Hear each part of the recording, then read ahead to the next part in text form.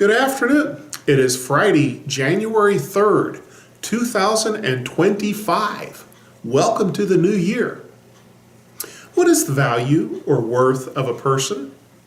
In God's eyes, we are all of immeasurable value and incomprehensible worth. But sometimes our sense of self-worth or self-esteem takes a hit, and things happen that kind of get us down and bothered. Well, in today's passage, the Apostle Paul expresses to the Philippian church how much he values them and their discipleship. And as we look at this passage, I want you to be encouraged by how valuable and beautiful you are to God and how much high esteem God holds you in, that you can think a little bit better about yourself.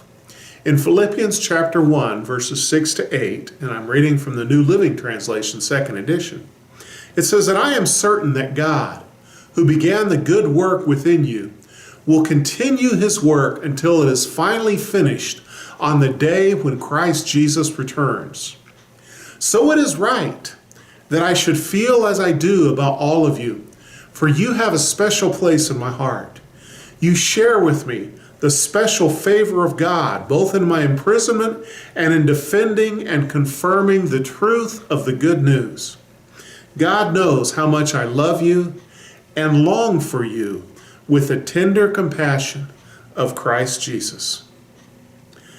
He describes us as an uncompleted work of God in progress. What a beautiful picture.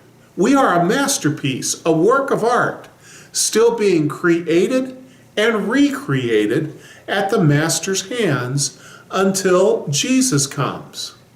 Have you ever been in an artist's studio and front and center is the work of art they're creating right at that moment?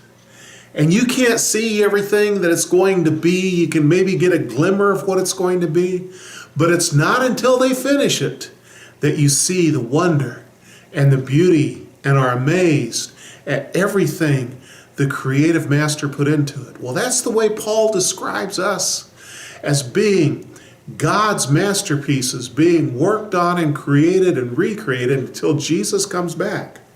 That's a beautiful picture of who we are and how much God values us. We're front and center in his life right now. Then he says, this is how I feel about all of you, not some of you. No one's left out or forgotten or overlooked. That all of you share a special favor of God. Paul says, even while I'm imprisoned, and while you're defending and confirming the truth of the gospel by your daily lives, we share a favor from God.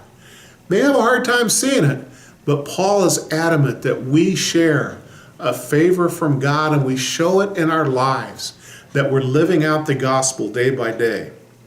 Paul loves them, and Paul longs for them. He longs for them and loves them with the tender compassion of Jesus.